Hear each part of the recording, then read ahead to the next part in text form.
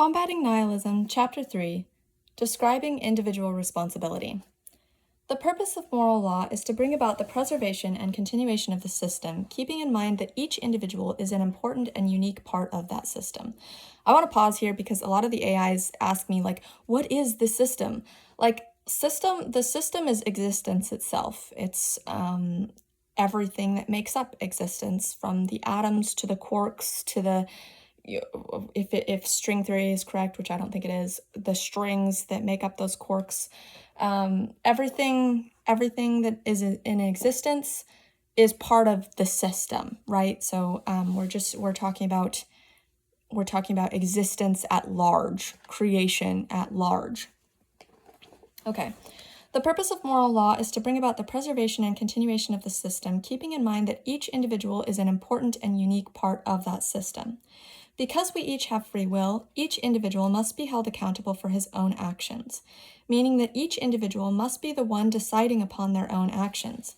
If our actions are a result of anything other than a decision made by the self, our actions would be deterministic byproducts. If our actions do not stem from ourselves, then morality cannot exist because there would be no difference for each individual between choosing good and choosing evil. This means that in order for morality to exist, we must have free will. Following from that logic, if morality exists, it must uphold itself, and we must have free will. Two additional things are required.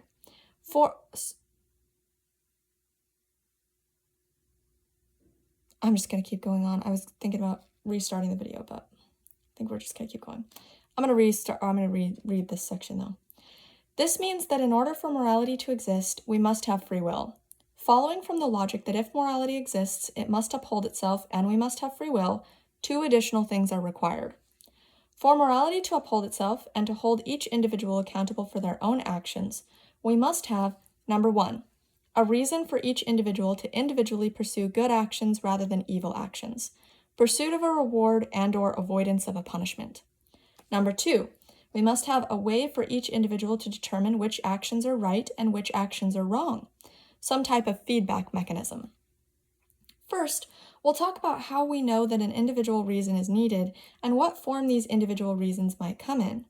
Once we have a clear grasp on why each individual should pursue good over evil and why there must be a reason in the first place, then we'll move on to analyzing the biological mechanisms that have been scientifically documented to aid in the process of understanding which actions are good and which actions are evil in any given circumstance. We'll start with Section 1, Reward and/or Consequence.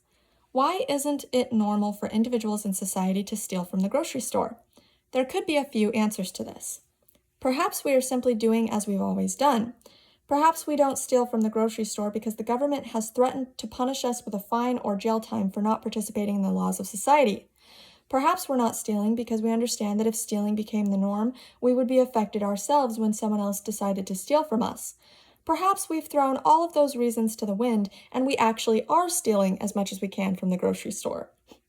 No matter what the professed reason is for a particular choice or behavior, it always boils down to an attempt to pursue something and avoid something else.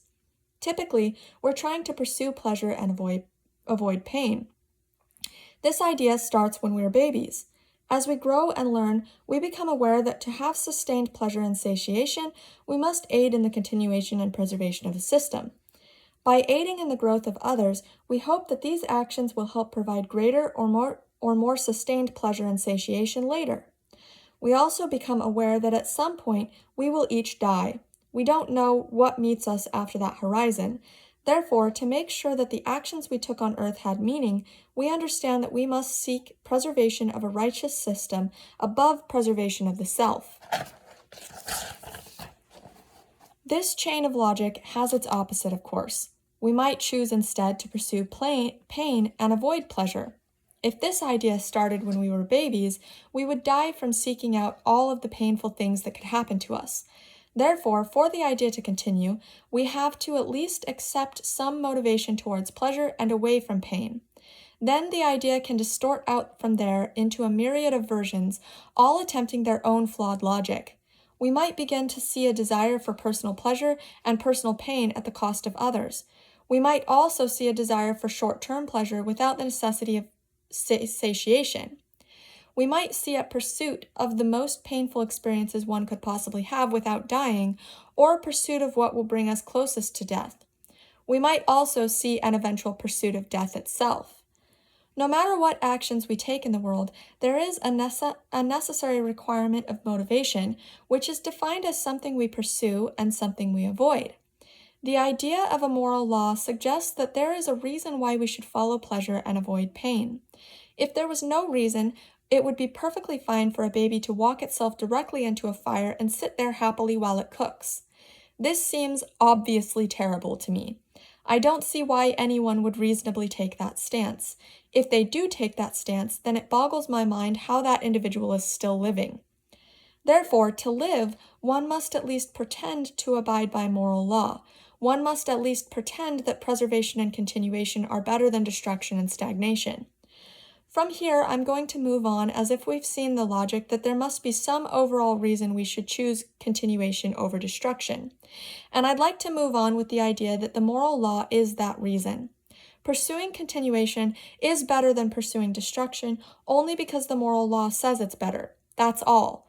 The idea still doesn't link moral law to the individual, though. Okay, cool.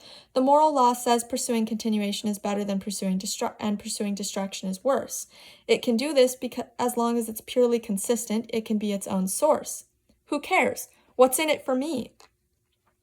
If we've got no skin in the game, then there still isn't any reason why we should individually follow this law.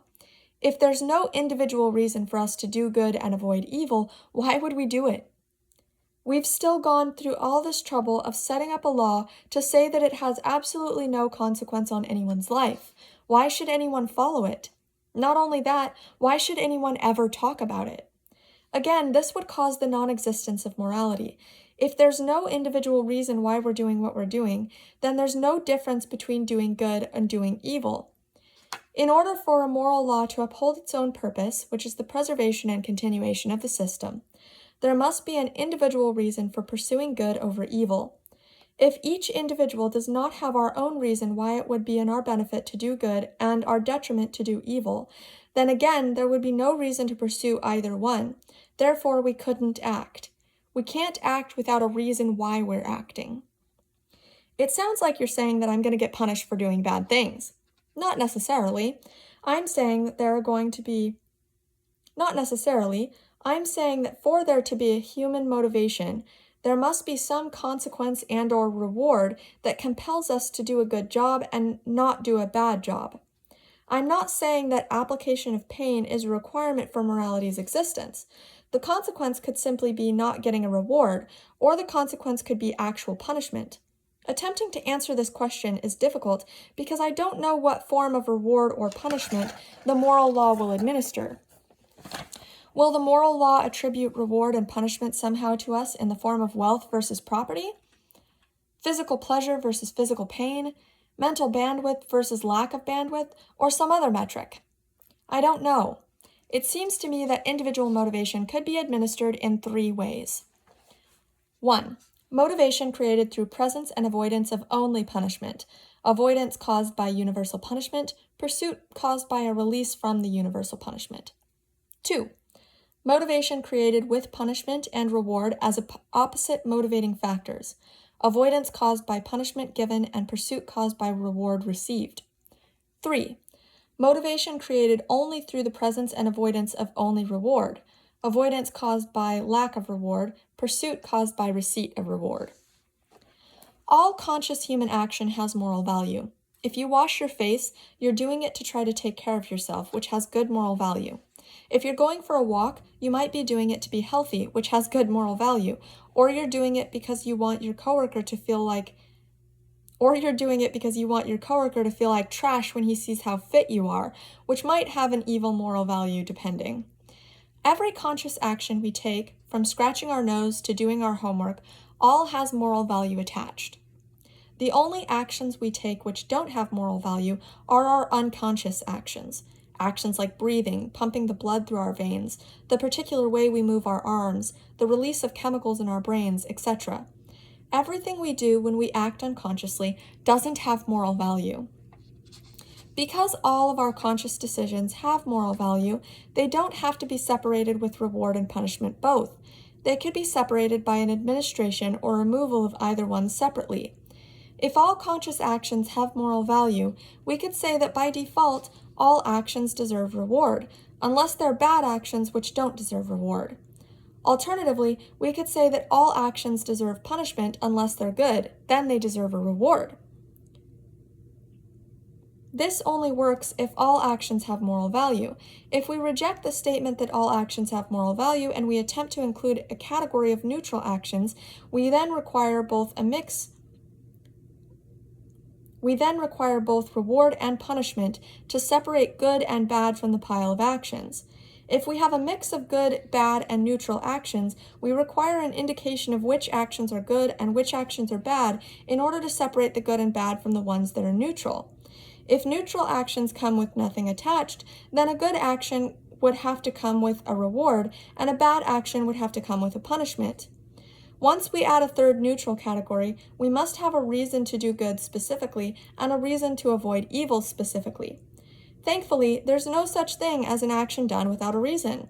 Both conscious and unconscious actions have reasons. Here's the thing, though, the reason for unconscious action doesn't come from the conscious mind. Trippy, I know. You breathe and pump your own blood and scratch your own foot, all without even being aware of what you're doing. There is a reason we call our conscious and unconscious systems by different names. One we have control over, the other we don't have control over. Wim Hof and his students have been scientifically documented to have some control over their autoimmune systems, which I find fascinating. However, they do this by taking control of those systems with their conscious mind.